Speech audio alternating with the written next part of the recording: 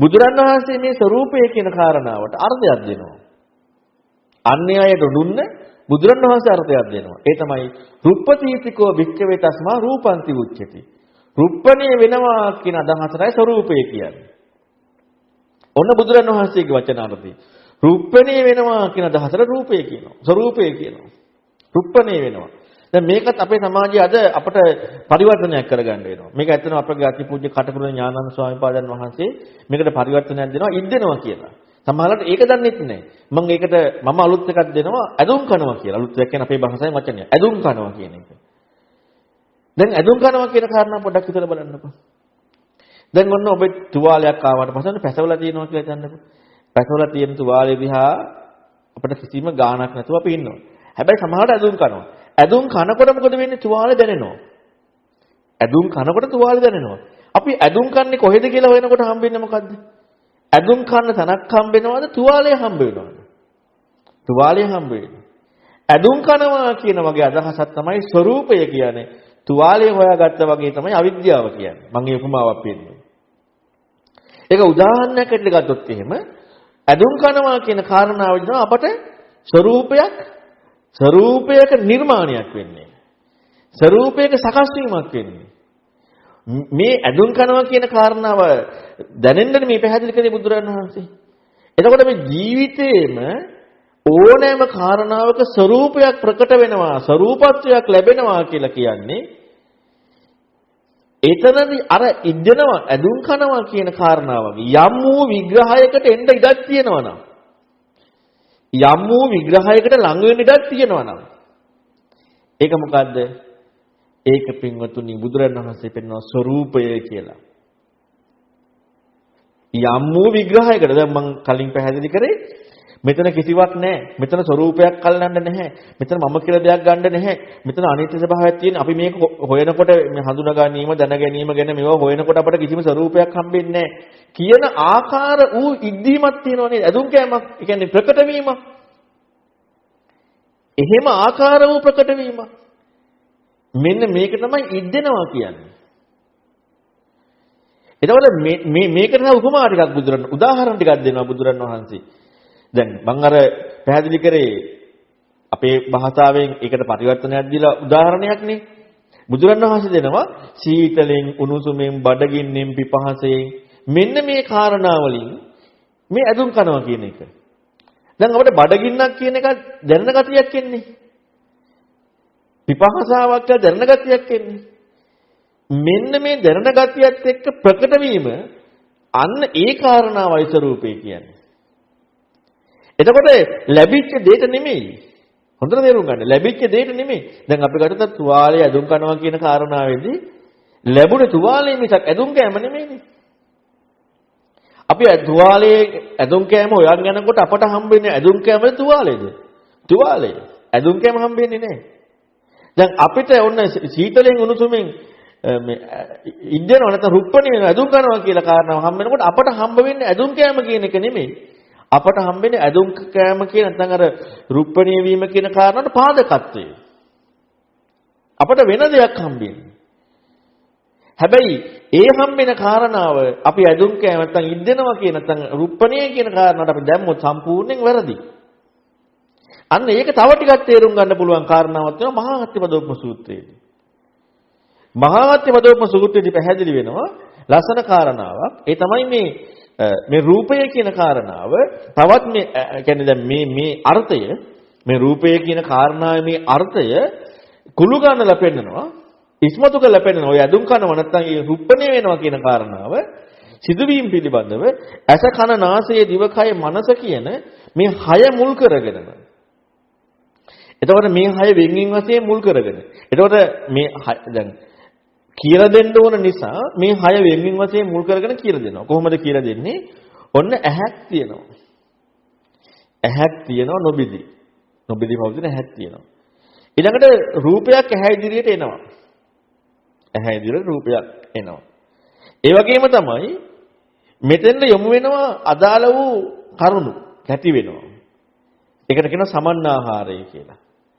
මෙන්න මේ ටික එකතු වුණාට පස්සේ කියනවා මොකක් වෙනවා කියලාද? විඥානීය පහළ වීම කියලා. දැන ගැනීමක් සිදු වෙනවා. මෙන්න මේ දැනගැනීමේ දැන් මෙතන දැනගැනීම සිද්ධ වෙනවා. මේ දැනගැනීමේ යම් ස්වરૂපයක් වෙනවාද? දැන් දැනගැනීමේ දැන් මම ඔබට අර පැහැදිලි කරේ උණුසුම සීතල දැනගන්නවා කියලා. මේ දැනගැනීමේ ස්වરૂපය. ඒ දැනගැනීමේ ස්වરૂපයට කියනවා මොකක් කියලාද? අන්න රූප උපාදාන ස්කන්ධය කියලා. ඒ දැනගැනීමේ ස්වરૂපයට කියන මොකක් කියලාද? රූප උපාදාන ස්කන්ධය. ඒ දැනගැනීමත් එක්ක අතහ භූතස්ස රූපක්. ඒ දැනගැනීමත් එක්ක අන්න හට ගන්නවා මොකද්ද? ඒ කාරණාවෙන් ඒ හට ගැනීමේ ස්වરૂපයක් තියෙනවා. ඒ දැනගැනීමත් එක්ක ඒ හට ගැනීමේ ස්වરૂපය. හට ගැනීමේ ස්වરૂපය. දැන් හොඳට තේරුම් ගන්න ආයේ. සීතල එනකොට ඒ හට ගැනීමේ ස්වરૂපය. උණුසුම එනකොට ඒ හට ගැනීමේ ස්වરૂපය. දැන් මෙතන ඇහැයි රූපයි විඥානයි. මෙන්න මේ කාරණා එනකොට ඒ හට ගැනීමේ ස්වરૂපය. ජීවිතේ හැම එකක් එක්කම බලන්න.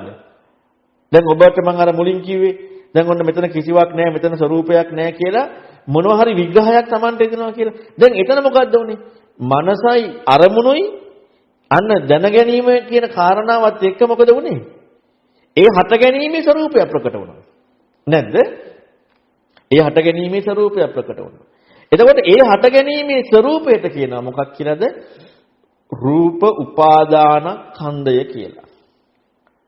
ඔන්න දැන් මම මේ පැහැදිලි කරමින් යන්නේ බුදුරණවහන්සේගේ විග්‍රහය. දැන් මේ රූපඤ්ඤු වෙන්න රූපය පිළිබඳ නුවණ ඇති කරගන්නයි මේ කරුණ ටික පැහැදිලි කරන්නේ.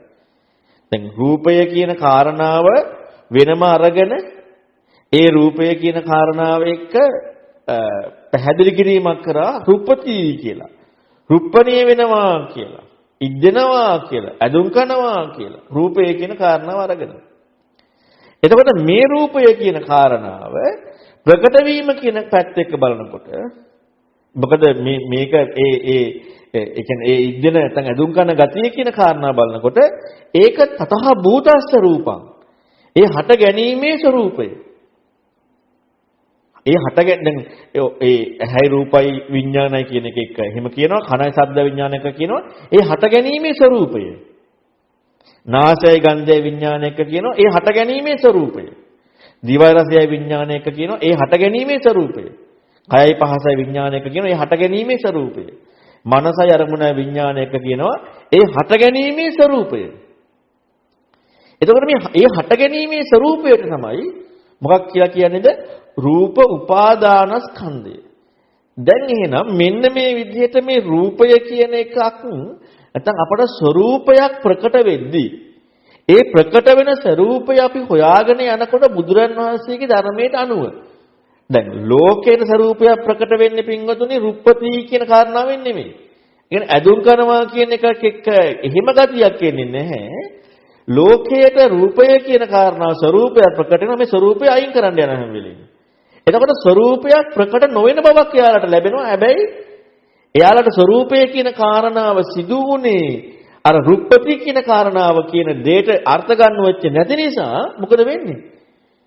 ස්වરૂපයක් නැති බවක් කියන ස්වરૂපයක් ඉස්මතු වෙනවා. ස්වરૂපයක් නැති බවක් කියන ස්වરૂපයක් ඉස්මතු වෙනවා. ඇයි? මනසයි අරමුණයි මනෝවිඤ්ඤාණ මනංච පටිච්ච ධම්මේච උපජ මනෝවිඤ්ඤාණ මෙන්න මේ හට ගැනීමේ ස්වરૂපය. දැන් එහෙම එකක් නෙමෙයිද? දැන් ඔබ හිතලා බලන්න ඔන්න ඔබ දැන් කල්පනා කරනවා. මෙතන අනිත්‍යයි, මෙතන දුකයි, මෙතන වෙනස් වෙනවා. මෙතන මේ විදිහට මෙතන මම කියලා ගන්න දෙයක් නෑ. මේ අල්ලගන්න එකකව මම කියලා ගන්න දෙයක් නෑනේ. මෙතන නෑ කියලා හේකුත් නෙමෙයිනේ. තියෙනවා කියලා හේකුත් නෙමෙයිනේ. කියා මොකද වෙන්නේ? ස්වરૂපයක් ප්‍රකට වෙනවා. හැබැයි ඔබ ඒක දකින්නේ ස්වરૂපයක් ප්‍රකට වීම කියලා නෙමෙයි. ඔබ ඒක දකින්නේ ඇත්තක් කියලා. ඔබ ඒක ඇත්තක් කියලා දකිනවා නම් එතන තේරුම් ගන්න ඒ තියෙන්නේ අන්නේ විමුක්තිකාමීන්ගේ විමුක්ති ප්‍රතිපදාව. අන්නේ විමුක්තිකාමීන්ගේ විමුක්ති ප්‍රතිපදාව. බුදුරණවහන්සේගේ ධර්මයේ නෙමෙයි. බුදුරණවහන්සේගේ ධර්මයේ තුලදී මේ ස්වરૂපය හොයාගෙන යනකොට මොකද වෙන්නේ? ස්වરૂපය හොයාගෙනකොට යාට කියනවා සෝතාපන්න වෙනවා කියලා. සුපටිපන්නෝ කියලා. ඒක හත් අට අනුසුත්‍රය පැහැදිලි කරනවා. මේ ස්වરૂපය හොයාගෙන යනකොට ඒ කියන්නේ ස්වરૂපය පිළිබඳව ඥානය ඉස්මතු වෙන්නේ. ඥානය ඉස්මතු වෙනකොට සක්කායදිට්ඨිය ප්‍රහාණය වෙන්නේ. කෙනෙකුට නිර්වචනයක් කරන පැහැදිලි කිරීමක් කරන සැබෑ දෙයක් හම්බ වෙන්නේ නැහැ. කෙනෙකුට නිර්වචනය කරන්න පුළුවන්, පැහැදිලි කරන්න පුළුවන් සැබෑ දෙයක් හම්බ වෙනවා නම් ඒක පින්වතුනි විමුක්තියක්. විමුක්තියක් කියලා කියන්නේ ඒක ඇත්තයි නම් අපට අන්‍ය අයගේ විමුක්තියක්. ඒක බුදුරණවහන්සේගේ ධර්මයේ නෙමෙයි. ඇයි? එයාට පැහැදිලි කරන්න පුළුවන් වුණා ඒ කාරණාව. ඉස්මතු කරන්න පුළුවන් වුණා ඒ කාරණාව. ඇත්තක් කියලා ගියා ඒ කාරණාවට. ඒක එහෙනම් අන්‍ය විමුක්තියක්. බුදුරණවහන්සේගේ ධර්මයේ එහෙම නෙමෙයි අන්‍ය විමුක්තියක්. මොනම හරි ක්‍රමයකට යනකොට එතන අන්න කිසිවක් නැහැ. නැත්තම් කිසිවක් නැහැ. එහෙම නැත්තම් මම කියලා නෙමෙයි මොනම හරි ක්‍රමයකට අන්‍ය අය කරන විමුක්තියකටපත් වෙනවා. බුදුරණවහන්සේගේ උණුසුමවත් නැහැ. ශාසනීය උණුසුමවත් නැහැ. එහෙම වෙන්න ඉඩක් නොදෙන්නට නම් සක්කාය දිට්ඨිය, ඒ කියන්නේ සක්කාය දිට්ඨිය කියන්නේ සුඛීයත්ව දැක්ම. මේ සුඛීයත්ව දැක්මක් නොවන විදිහට රූපය පිළිබඳ ඥානයක් එන්නට ඕනේ. දැන් අර විග්‍රහ ඔක්කොම සුඛීයත්ව දැක්මක් නෙමෙයිද? මෙතන මම කියලා දෙයක් නැහැ කියන සුඛීයත්ව දැක්මක් තියෙන්නේ. මෙතන කිසිවක් නැහැ, මෙතන කිසිවක් තියෙනවා කියන එකක් නෙමෙයි, නැහැ කියන එකක් නෙමෙයි. කියන මොනම හෝ ක්‍රමයකට ඒ ස්වરૂපය ප්‍රකට වෙන්නේ නැති බව ඉස්මතු කිරීම සුඛීයත්ව දැක්මක්ද නැද්ද? ඒක සුඛීයත්ව දැක්මක්. සුඛීයත්ව දැක්මක් කියලා කියන්නේ ඒකට කියන සක්කාය දිට්ඨිය කියලා. ඒ සුඛීයත්ව දැක්ම කියලා පෙන්නුවේ සක්කාය දිට්ඨිය කියන එකේ අපේ භාෂාවෙන් මේ අර්ථකථනය. සුඛීයත්ව දැක්ම. ඒක සක්කාය දිට්ඨිය. ඉතින් එහෙනම් බුදුරණවහන්සේගේ ශාසනයේ උණුසුම නැහැනේ. මොකද බුදුරණවහන්සේගේ ශාසනයේ උණුසුම වෙන්නේ රූපඤ්ඤු වෙනවා නම් සුඛීයත්ව දැක්ම ඉක්ම වෙනවා. සුපටිපන්න වෙනවා. ඒක තමයි අර සත්‍යත්‍රාණ සූත්‍රය පැහැදිලි කරන්නේ. සුඛීයත්ව දැක්ම ඉක්ම වෙනවා. එතකොට මේ සුඛීයත්ව දැක්ම ඉක්ම වෙන එකක් නැතුව සුඛීයත්ව දැක්මකට හම්බ වෙනවා නම් ස්වરૂපයක් නොවන බවක් එතන පින්වතුනි බුදුරන් වහන්සේ පෙන්නපු ආකාරයට ස්වરૂපයේ පිළිබඳව හොයලා නැහැ.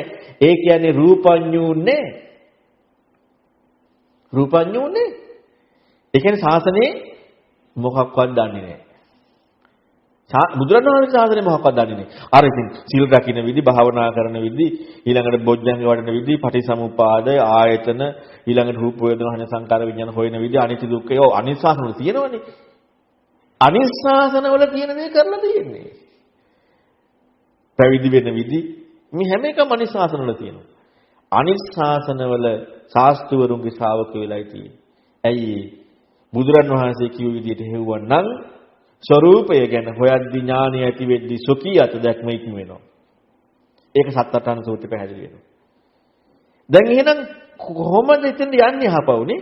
දැන් මම ඔබට අර පැහැදිලි කරලා පෙන්නුවේ ස්වરૂපයක් ඉක්ම වෙන විදිහක් ඥානයක් එනකොට සුඛීයත දැක්මක් එන්නේ නැති ඊතරන ප්‍රතිපදාවයි ප්‍රායෝගික වෙන්නේ.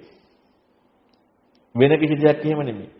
සුඛීයත්ව දැක්මක් එන්නේ නැති ඊතරන ප්‍රතිපදාවකයි ප්‍රායෝගික වෙන්නේ.